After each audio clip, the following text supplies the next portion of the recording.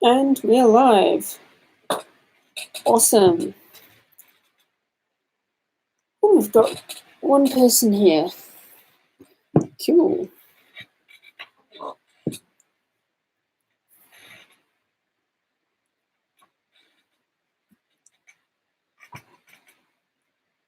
We're going to wait for a couple of others to join and we'll get started.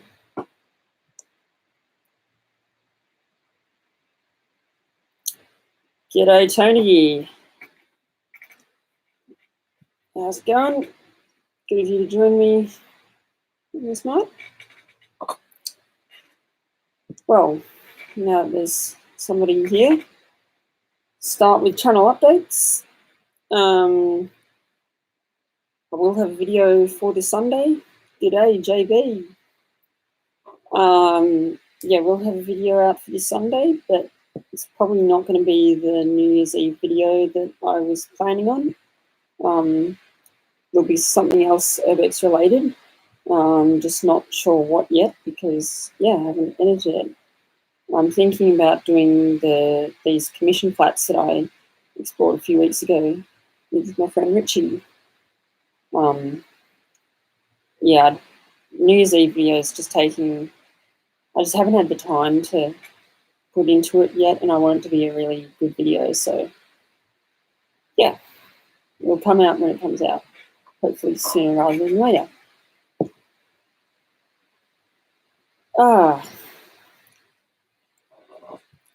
So my history with cartography, in case anyone is unfamiliar with the word, that is referring to maps and map making, all that sort of stuff. So I guess I'll just start with how I became interested in maps to begin with. And the simple answer is I don't really know. It just sort of happened, like many of my other interests. But when I was younger, I used to love the Melways. And for any international viewers out there, the Melways, it was the primary street directory for Melbourne back in the day before Google Maps and stuff. Everyone had a Melways. And there were a couple of others, you know, street mapping atlases or whatever, but none were as good as the Melways. So yeah, I used to love Melways as a kid, well before I could drive. Although, funnily enough, despite my obsession with Melways, I had very little clue about the roads and geography of Melbourne. I just liked the Melways. I just liked looking at them. I didn't really pay much attention to them in terms of their actual content. But yeah, I just really liked looking at them. It really wasn't until I started learning how to drive that I realised, oh, I should actually know where I'm going. But anyway, loved just flicking through the Melways. And I always used to flick right through to the back, and that was where they always included the Melbourne train map. And yeah, I used to always love looking at that. Sam says, even though I'm a Southwest Victorian, I still have the Melways under my passenger seat.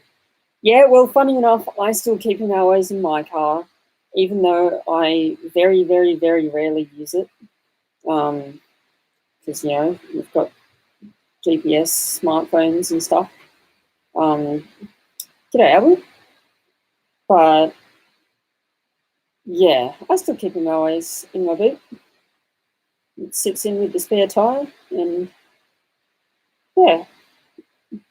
And I am sure that my brother and sister who, well, my sister's just got her license and my brother is on his L's. I'm sure they've both got no real clue how to use Melways. But why would they need to? And you've got smartphones and GPS and stuff. Oh, hello, dog. Dog's just come in. Hello.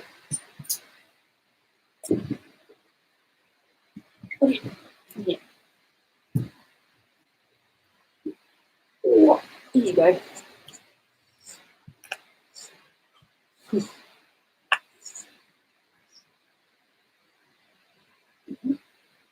All right.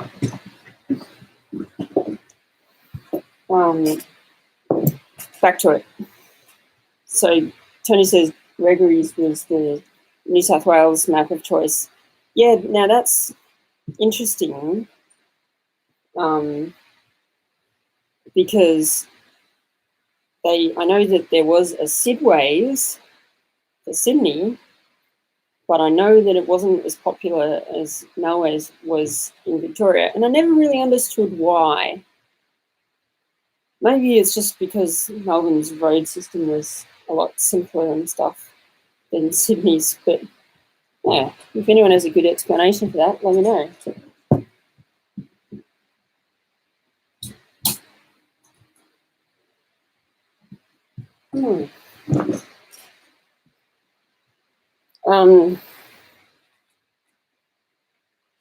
Yeah, and so when I was in primary school, the library had a collection of old Melways. I think the earliest ones they had was like the early 80s. And then, yeah, they had every now and then up until it would have been the mid to late, well, I graduated primary school in 2010. So, yeah, that would have been the latest edition that they had, but I don't think they ever had a 2010 edition, at least not while I was there. Yeah, I remember always liking to have the most up-to-date Melways, just to see it and feel it, you know. Like if I went driving with a family member or a friend and they had the whatever the current year of Melways was, then I'd be pretty jealous of them. Like, oh, you got the latest Melways, even though it, you know, didn't really make a huge difference to me because I wasn't driving or anything yet for many years to come. But yeah.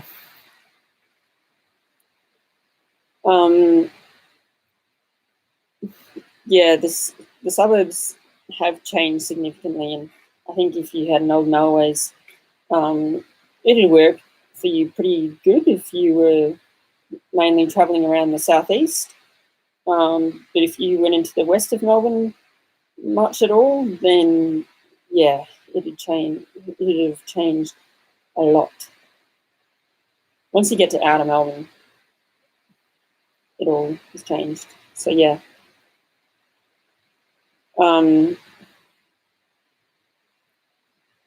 So Albert says Gregory's came to Sydney a long, long time ago, 1931. People got used to the Gregory's cartography style. The Melway Sydney style was very different, and people weren't used to it. Interesting, because I always thought the Melways. I thought for a paper street directory, I thought Melways. I mean, to this day, I think that Melways has the best, cartography style. I thought the roads were very clear and it worked very well.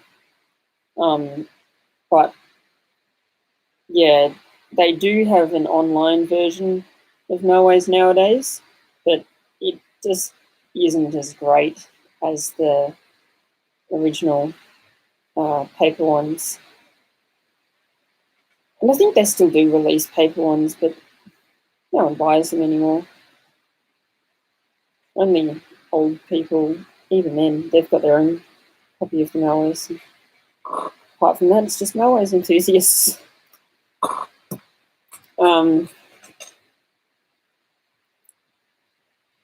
Melways and Guinness Book of Records were my two favourite books of the kids, says Sam. Yeah, I liked Guinness Book of Records as well, and I always used to, like having the latest edition, seeing the latest edition of that. But it wasn't on the same level as Melways. But yeah, I particularly liked just seeing as I said before, the back of the book where the train map for Melbourne was, and seeing how that changed over the years. I didn't pay, again, particular attention to the exact stations and lines and stuff, but just to see how the general style changed. And I'd pay attention to like certain lines closing, such as the St Kilda and Port Melbourne lines, or I did notice Princess Bridge Station closing. G'day, Applehead.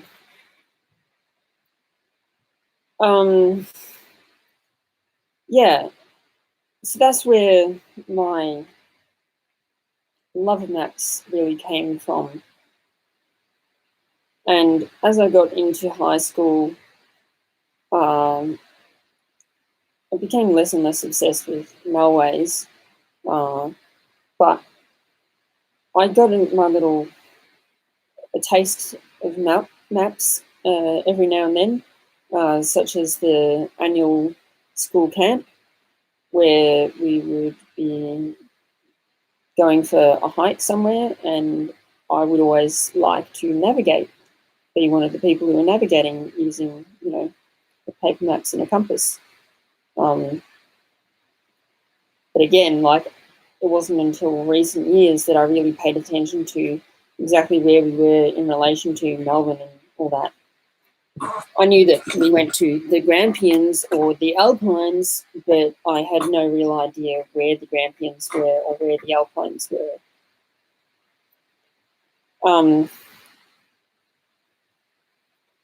Yeah. I don't know why I didn't pay attention to that sort of thing. It was just, as a kid, you're driven everywhere, and so growing up, I just never really felt like it was a great need of mine to learn where stuff was. And then, yeah, life happened and had to learn everything late. And now I'm probably a lot better at my Australian geography than most of my peers. So, yeah, the first time that I really started making my own map, I'd copied a couple of maps onto paper, and like I had drawn out a few very basic maps myself over the years, but I'd never really done anything serious. And so the first time that I decided to make a serious map of sorts for myself was when I started urbexing, and I wanted to keep track of where all the abandoned buildings that I found were. So I thought, okay, it'd be great if I can use something like Google Maps as like a base map, because, yeah, a paper map just didn't really make the most sense, because of how widespread everything was and all that. I just thought it'd be better. So yeah, I created a custom Google Maps using the My Maps service, and started putting down markers, and told my mate Les, who is also my urbexing friend, and obviously a lot of you know me from Fogarty Avenue. So yeah, we had it, and we still do have the map, although we use it less. Yeah, of all the abandoned buildings we've been to, and we'd colour code stuff with things like, oh, you know, this is definitely abandoned, but I haven't actually been there, or, you know, we've filmed a video here, for example. Or a place, an abandoned building used to be here, but it's now been demolished or reused, you know, all sorts of different things. I got into it a lot more heavily than Les did. And yeah, I started out with just markers, and I did start to go into like defining property areas and then marking out building areas. But I quickly realised that that was just way too much work, and it's easier to just do a marker and then just take photos of the actual building and stuff and make videos of it. So yeah, that way I get to document, you know, what was there plus where was it, you know. So Applehead says, I remember looking through mailways and looking for the train lines. Yep, you know, you're a railway enthusiast when you do that. Albert says, I mapped out Sydney's train lines using a paper street directory as a little kid because I didn't have a map of the Sydney trains at the time. Yeah, that's funny. I must admit I've copied the Metro or Connex, as it was at the time, map out of the back of the mailways onto a sheet of paper. Applehead says, I use Google Maps and have a bunch of pins for train locations and crossings that I need to film or ones that I have filmed. Yeah, cool. Apple says, my Victorian Railways Google Maps overlay is oppressive. Applehead says, yeah, that's real good. Yep, I'll get onto that. So, yeah, my urbexing map was the first time that I really delved deep into creating my own maps, and I really fell in love with Google Maps. I'll say digital maps as a platform for creating your own maps, because it's based on real geography. You don't have to do any of the work with mapping out the streets and stuff, but you're marking out points of interest to you. The second time that I really got into mapping was when I did my first self-organised hike of decent magnitude, and that was of the Malort line from Maryborough to Castlemaine. We only ended up going as far as Newstead, and we keep planning on completing the Newstead to Castlemaine section, but I thought it was going to be a good idea to create a map of where we were going and mark out some points of interest. So I started by tracing out the line from Maryborough to Castlemaine, and yeah, that provided the base. And then I added stuff like any form of train stations and, you know, stuff like, is the train station still there? Is it abandoned? Is it used? Is there just nothing left? You know, that sort of thing. I marked out campsites. I marked out toilets, because that's something that you've got to take into consideration when you're doing a hike. Is, are there public toilets available? Because you'll probably want to use them if you've got them around. But yeah, I really mapped that out, and Les and I drove the length of the line before we hiked it, and that's how we found a lot of the things like public toilets and such, and looked for campsites and such. But even then, we were planning on camping at the Malort bit beyond the Malort silos underneath the bridge. But then on the day, we actually decided that we wanted to go up a little bit further and camp at the top of the hill, and that turned out to be better. But yeah. So Ethelred says Guildford to Castlemaine section is getting ripped up for the VGR within the next 9 months, as they are in need of rail. Well, that's good that it's being used.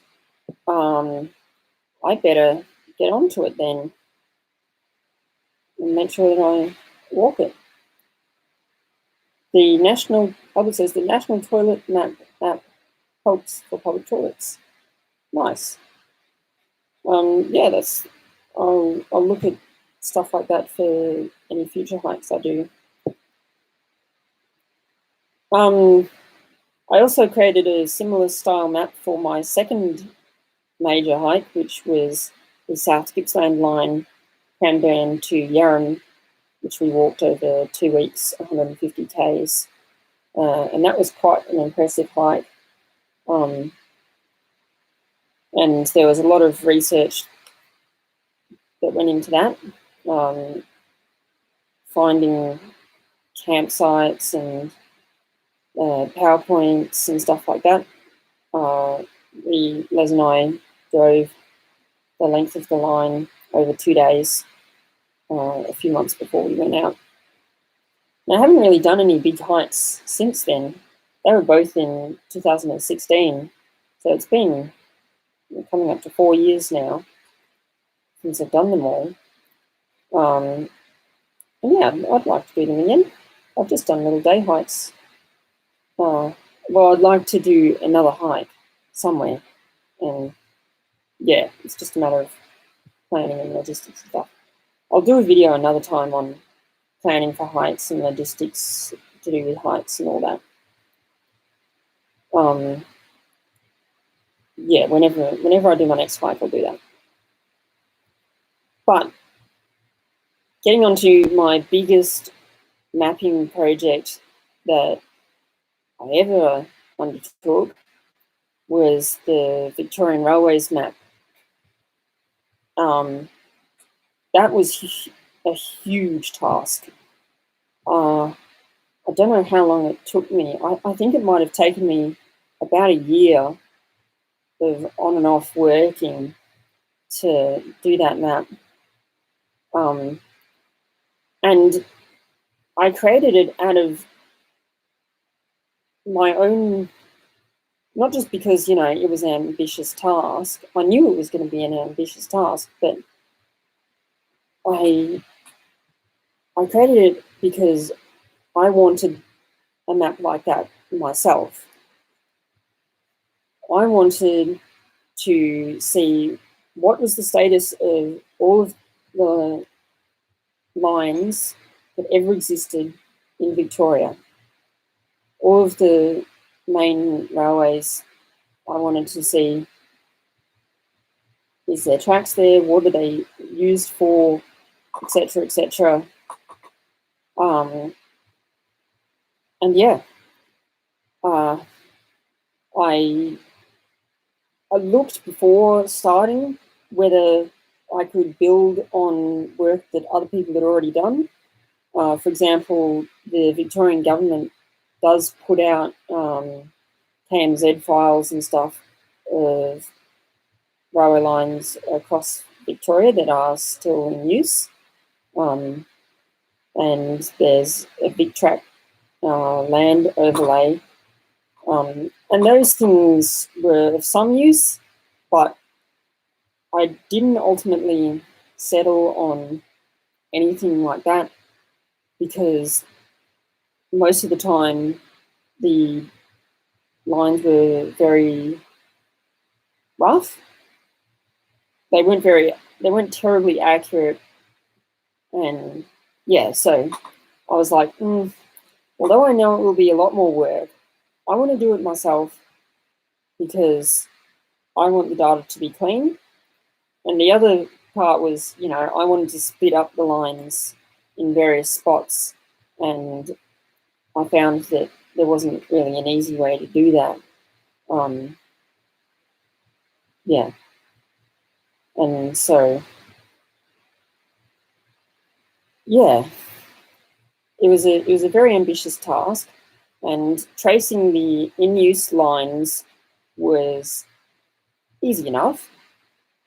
And I had a lot of help from my mate Tom Zayer with that part. Yeah, it was just tedious. Chasing out a lot of the in-use lines and the rail trails and the disused lines, because they're all the easiest ones to trace. I used the various combinations of base maps in order to trace them. You know, sometimes I used a satellite underlay, sometimes I used a terrain map underlay, and other times I used like a normal Google Maps underlay. Sometimes I'd change up the colors of the underlaying map to make the railway line more visible. Just depends what worked and what didn't. But I got burnt out all of the time. A number of times, yeah, I got quite burnt out just mentally with making the map, because it's a very tedious process, and sometimes you just get so in the swing of things that you realise that you made a great big line and you were meant to end it a while ago, and so you'd have to delete a bunch of points and then redo them, because there's no real easy way of splitting the line in half, if that makes sense. Yeah, I'll talk a little bit later in the stream about what I would like to see for any digital mapping services in the future. Sam says, do you know much about the old train line that went through the Otways, maybe Colac to Beech Forest? I think it was predominantly for the sawmill days. Would have been great to see back in the day. Yep, I do know a bit about that. It was one of Victoria's only narrow gauge lines, and yes, it was used primarily for the timber traffic. And it's, for the most part, the Beech Forest to the Colac part of the line. That is mostly a rail trail, although the rail trail is sort of intermittent, right? It goes onto the road sometimes and turns back into a rail trail other times. And yeah, it's a bit of a mismatch, but you can go there. I've seen as much as I can by car, and one day I'll walk it. Yeah, and the line, there was a sort of line also went from Beech Forest to Crows, but that was sort of run as a separate line. So, yeah, I don't think there's much of a rail trail left with that. It'd be, if you were to trace it on foot, you'd have to go through private property a lot, which is something that I'm not so keen on. But maybe I'll do something like that one day. Yeah, so, I mean, yeah, that actually, thinking of that line, that was one of the more difficult lines to trace, because I wanted to trace out not just where you can walk today, but where the line actually used to go. And so I classified it as a rail trail the whole way, even though the line that's on my map theoretically follows the original railway and not necessarily the rail trail as it is today. And that happens in a couple of places in my map, which, let me copy the link and put it in the chat, just for anyone who would like to look at it.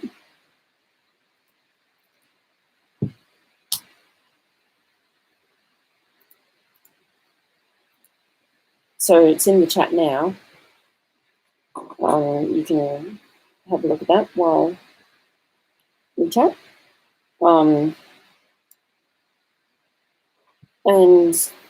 yeah, the hardest lines to trace were the ones that were closed a long time ago, and there's no rail trail, there's no tracks left, nothing like that, and the land's all been sold off. Those ones were very difficult to trace, and especially the ones in Gippsland, they were rather difficult.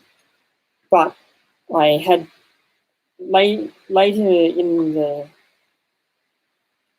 remember it took me about a year from start to finish to make this map. And around maybe halfway through, 3/4 of the way in, I was put in contact with Darren Hodges, who's a semi-well-known Victorian railway enthusiast. I haven't actually met him in person, but I know he runs a hobby shop down in Stratford, so I'll go down there one day and say good day. And if you've ever seen a picture of an old B-class nose that looks like it's been crashed through a house in Paran, yeah, that was the work of Darren Hodges. And he's still got that shell of a cab at the back of his shop in Stratford, although it's not looking as good as it used to. Anyway, back to the map. He was a great help. He was a huge help in getting those lines that were closed a long time ago traced out. And he had access to a lot of resources that I didn't necessarily have ready access to. I mean, paper maps type thing, old army survey maps and that type of thing that showed where the railway lines used to go. And even then, some of them are sort of a best guess type thing, but that's part of what I liked about having it as a digital map and not something physical, because I can change it at any time. And obviously the lines will close over time or lines will reopen. Like already since I first started the map, the Mernda line reopened, and so did the what do you call it, Ararat to Maryborough line. The Echuca to Lamba line closed, so there's all these things that all make it so that, yeah, it's easy enough to change. Tony, pardon. Tony asks, wow, how did you develop that on Google Maps? I used the service called Google My Maps. If you go to Google Drive or something like that, you can use the My Maps service, and yeah, that's what I use. And yeah, that's what I use for all of my digital maps, really, is the My Maps service. There are other alternatives out there, such as the old Google Earth Pro, but I like My Maps the best because it's not limited to a physical file. It's, it's a website. It's a file on Google Drive that I just give people the link, and the same link will link to the same map that changes over time, and so it's always updated. You assume it took a long time? Yeah, it took about a year of hard work, and I don't know how many goddamn hours I put into that thing.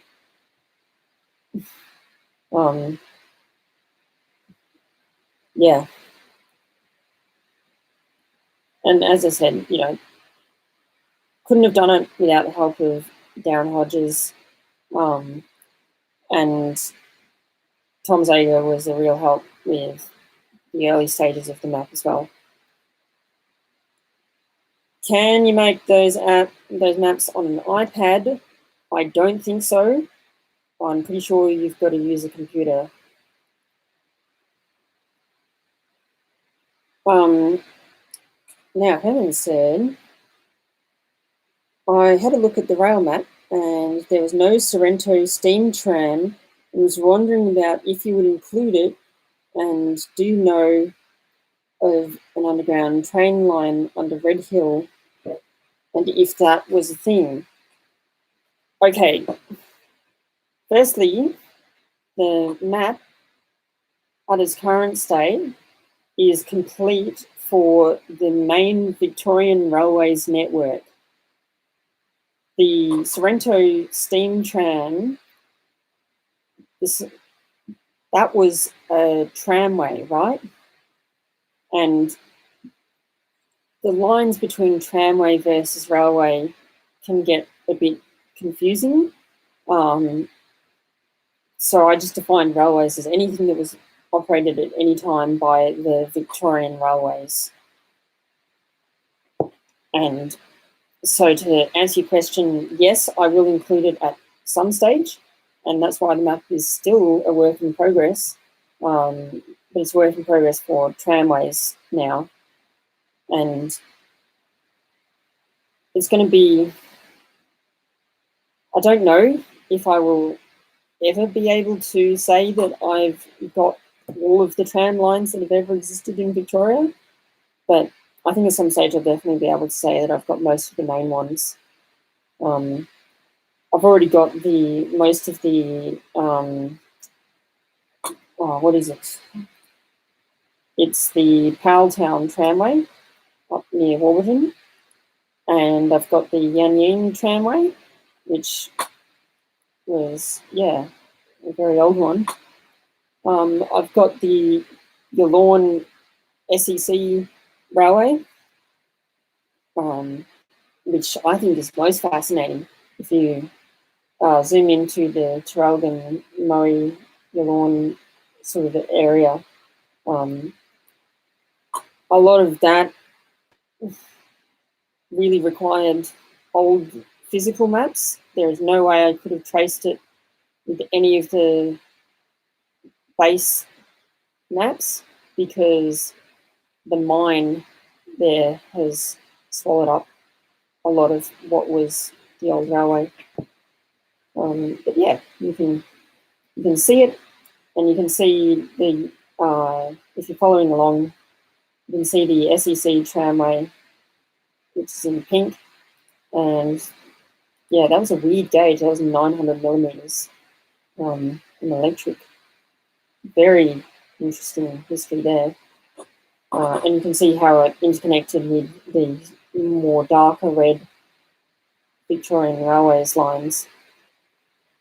Also of note, while you're in that area, is the fact that you've got the original line to Yallourn, which was from Hearns Oak, and then the later line, which went from Moe.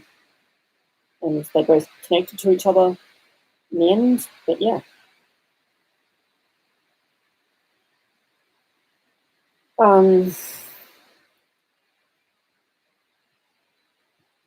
So, Albert says, that map is dangerous. Every time I look at it, I end up wasting at least an hour before I can't stop looking at it. Oh, yeah. I often find myself just looking at my own map, but I mean, you know, that's why I built it, right? Was so that I could reference it myself. I wanted to see the state of all railways in Victoria and where they all were in relation to each other, not in a schematic form. You know, I've seen a few really good schematic maps, and they can be good, but they don't really give you a good idea of where everything was in relation to the actual landscape. So, yeah, schematic maps have their have their purpose, but yeah.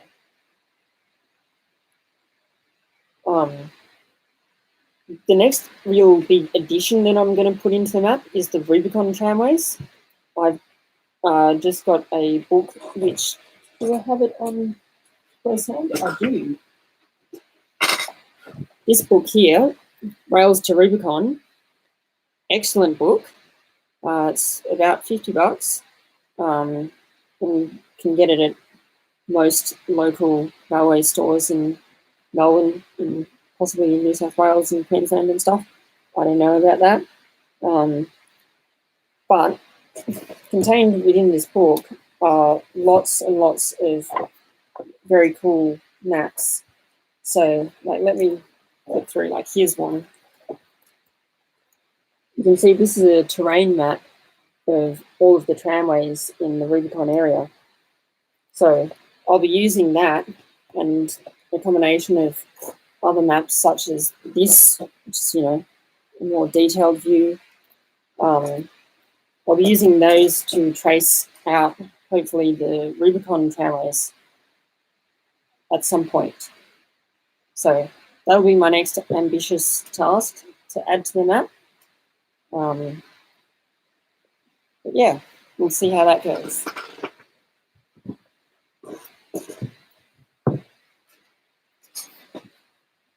And the best part is, whatever work I do, you can see it by accessing it via the same link. I've already got a little bit of the Rubicon tramways up. If you're following along, you can go to Alexandra, and then if you head sort of southeast from Alexandra, you'll find the Rubicon, and I have put in so far what I could just trace out from satellite view of the incline tramway and the river tramway for the SEC plant there.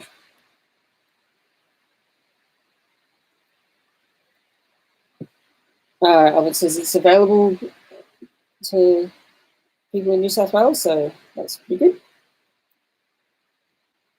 Simon says, great map, mate. So many old lines in the Ballarat area that I wish I could utilise these days.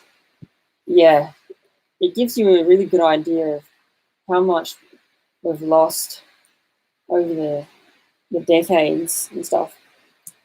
And actually, while I think of it, one cool thing is once you've traced out all of these lines, they will give you a readout of what the distance was for each of the lines that I drew. So, you know, I can see that Gerringham to Ballarat is 65 kilometres. So what I can do is I can go through all of those lines and note down how long they were, and then I can compare how much unique track kilometres do we have today versus another time. And I say unique track kilometres because especially in Melbourne and stuff, you've got double track lines and stuff. I don't count that twice. I just count it once. It's just the route kilometres. Let me see. This is what I want. So I can't really show you this easily. Or can I? No, I can't. Yeah, so I basically made an Excel spreadsheet of put in all of the data for the line kilometres and added it all up. And I found that today we have 1,902 kilometres of in-use passenger tracks in Victoria. We've got 2,310 kilometres of in-use freight tracks. And just a quick note there, I'm talking about lines that are predominantly passenger or predominantly freight. I understand that, you know, stuff like the Albion-Jacana link does get a few passenger trains a day, but it's mostly a freight line. So, yeah. There's no real hard and fast rule for deciding that. It was sort of just like a, what do I feel like it is mostly? Anyway, continuing on, there's 2,147 kilometres of track that has been completely ripped up and is now pretty much gone. 1,036 kilometres of track has been turned into rail trails. We've got 659 kilometres of disused track currently hanging around in Victoria. It's still in place. And then you've got like 85 kilometres of tourist railways and about 27 kilometres of under construction railways that are under construction. So, to put that into percentages, we've got about 23% in-use passenger, 28% in-use freight, 26% completely gone, 13% rail trail, 8% disused track, 1% rail track, tourist railway, 1% under construction. Then digging further in, if we rationalise that data a bit more to in-use passenger, in-use freight, disused and lost completely, be that destroyed or rail trail, we've got, let's see, well, 24% passenger, 28% freight, 8% disused, 40% lost completely. So really, we've lost, there's about half of the railways that have ever existed in Victoria by kilometre are still in use today. So yeah, it's just interesting data there. And that wasn't the main purpose of that map, but it was a happy little side thing to be able to put that in. So yeah, as I've said, future plans for the massive railway map, I do plan to add in tramways such as the Rubicon area, such as Sorrento, and I didn't end up answering before your question, Herman's question about Red Hill. There was a train line that went to Red Hill. It branched off the Stony Point line at Bittern. Now, it may or may not have had a couple of small tunnels. I don't think so, but I could be wrong. Otherwise, I'm not sure about any underground railway or tramway of that nature. But there might be something there that I'm unaware of as well.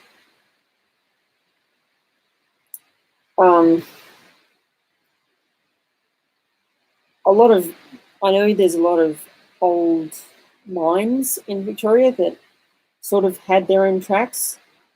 And of course, it's virtually impossible to be able to include them. So that's why I say, you know, the map is complete for the railways that were run by the Victorian Railways, and that's including a couple of lines which sort of branched into New South Wales. And the tramways is just like a indefinite work in progress type thing, but it will improve over time. Now, what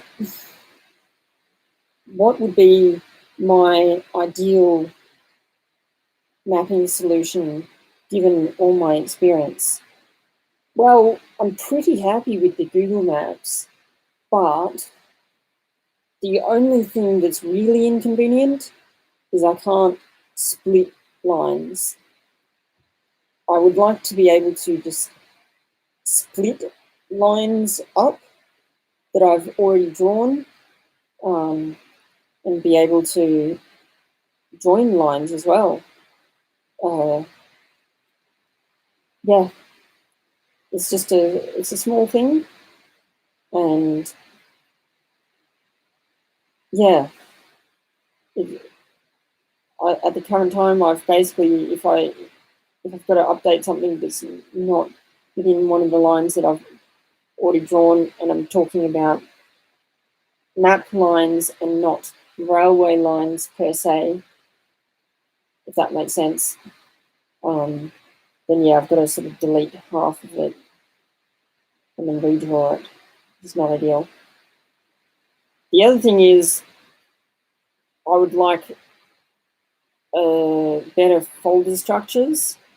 Currently, Google My Maps only allows for 10 different layers, and you can't really have any layers within layers, so, sub-layer type thing.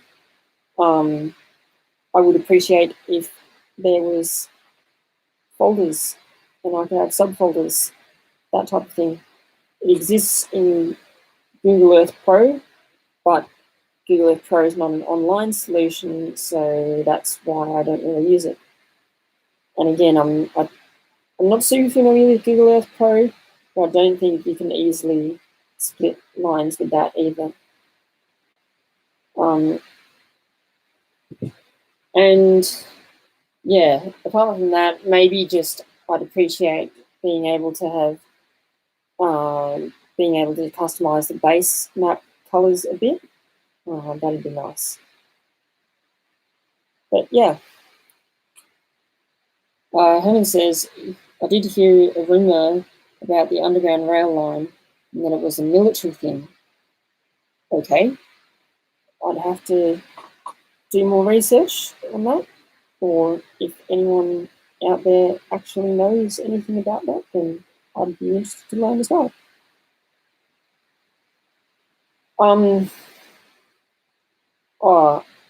I do plan to continually add sidings as well, like industrial sidings and that sort of thing to my map.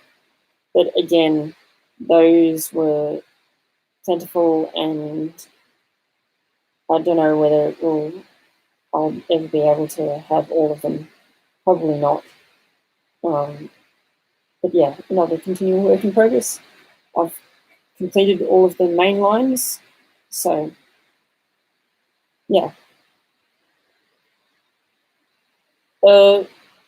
Then the last thing I want to talk about is my future plans for maps. I'd like to do a similar thing that I did with the Victorian Railways for any other state, but I'm not prepared at all to jump into that at any stage soon. The closest I am doing something like that is probably Queensland, but even then, I'm a long way off jumping into that.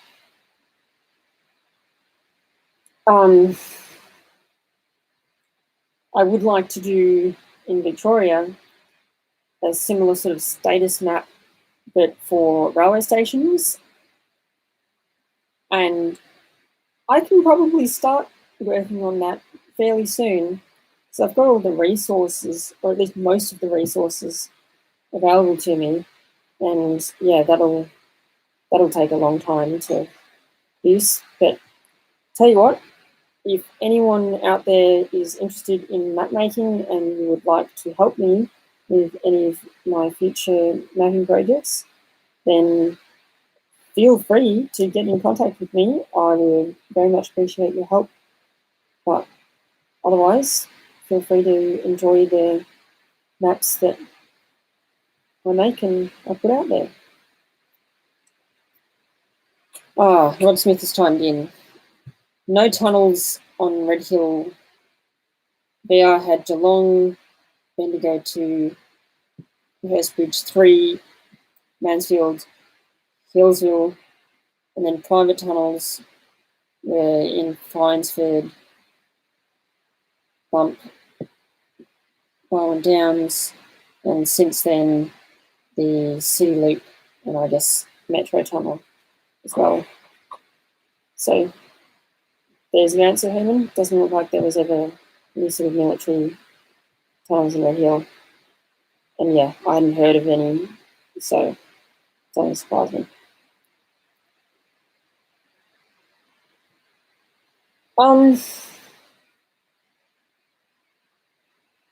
Yeah, I think that's about all that I had to talk about.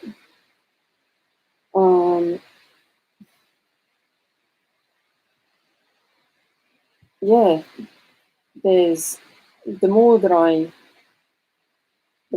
add to my railway status map, the more I'm having to rely on pre-existing physical maps and trying my best to copy that onto a digital map. Because especially the timber tramways, it's pretty much impossible to trace them from a satellite view or anything like that. But I'm excited to start the Rubicon tramways, and I'll use a terrain. I'll probably be using a terrain-based map for the most part, and see how I go with that. I feel fairly confident that I can get reasonable accuracy.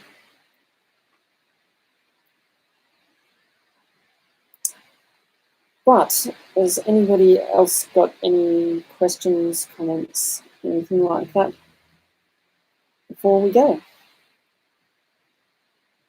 Got 7 people watching, so that's a nice number.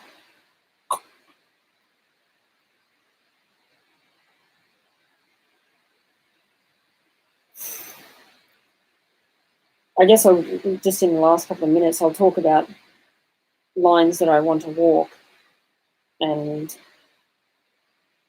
my status map has helped greatly with that. I would probably the next one that I'm going to do is I'll complete the Malort line. Then after that, I'm not too sure. I'm thinking of either the Inglewood to Eaglehawk line, or possibly the Echuca to Lamba line, possibly Hayward to Mount Gambier. I've teased with the idea of walking the Portland line, and I know that's not abandoned, but it doesn't have any trains running on it at the moment. It's very long, that's 170 kilometres, so I'd have to allocate a good 2.5 weeks for that. So I don't think that I'll do it anytime soon, but it's a crazy thought.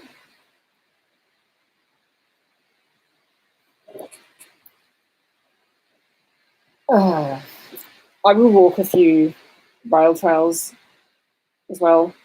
I really should get back into walking more. And I think that I will complete a few inner Melbourne lines in the next few weeks while I'm still on holidays. So yeah, the thing is with rail trails, right, is that I know they're going to be around for a while, so they're not really my first priority to walk, more the disused ones where the track could be ripped up. Yeah. Again, I'll talk more about hiking and railway lines another stage. Last comments. Do I think I'll walk the Eaglehawk to Inglewood line? As I said, yes, at some point. I just don't know when. Half the issue is just gathering people to walk it with me, and blah, blah, blah. There's a bunch of reasons that's hold me up. I'll get back into it at some stage.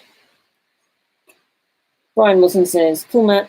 Good to see you've included the line from Red Bank where the northeast line was extended to Wodonga. Yeah. What about the old train line running from Wodonga to Old Tallangatta? Again, nice line, but it's a rail trail, so it's not a priority. I will walk it at some stage. I just don't know when. A few years from now.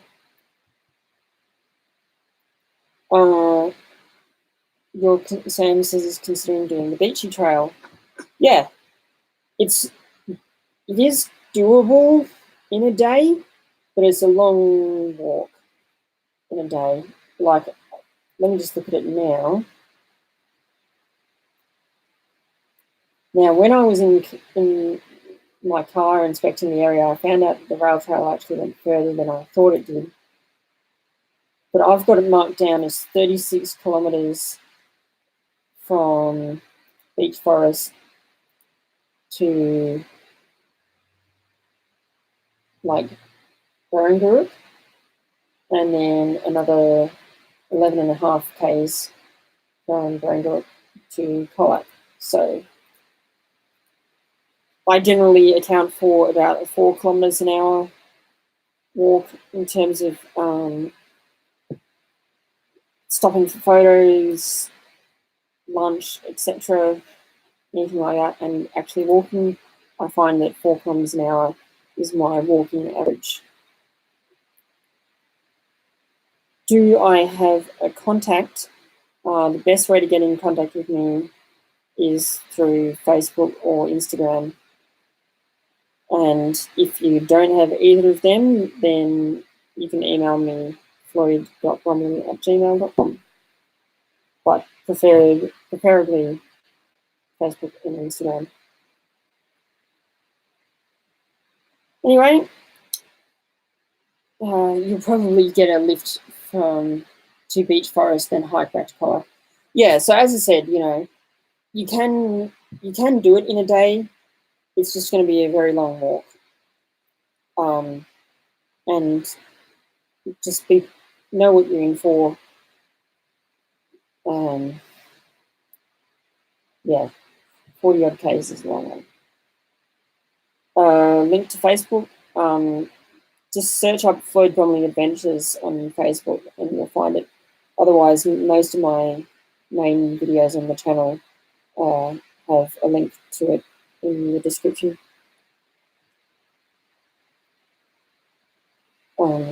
If I was going to do the Beach Forest line, I think I'd probably do it over 2 days, personally, just because walking railway lines, for me, isn't meant to be any sort of marathon or challenge. It's just meant to be an enjoyable walk. But yeah. All right, I've yapped on for long enough tonight. Hopefully a video released tomorrow night. Sunday night, sorry. Sunday morning, yes. And I'll see you again on a live stream in 2 weeks' time. Topic to be announced on the day. Thanks for watching. See you later.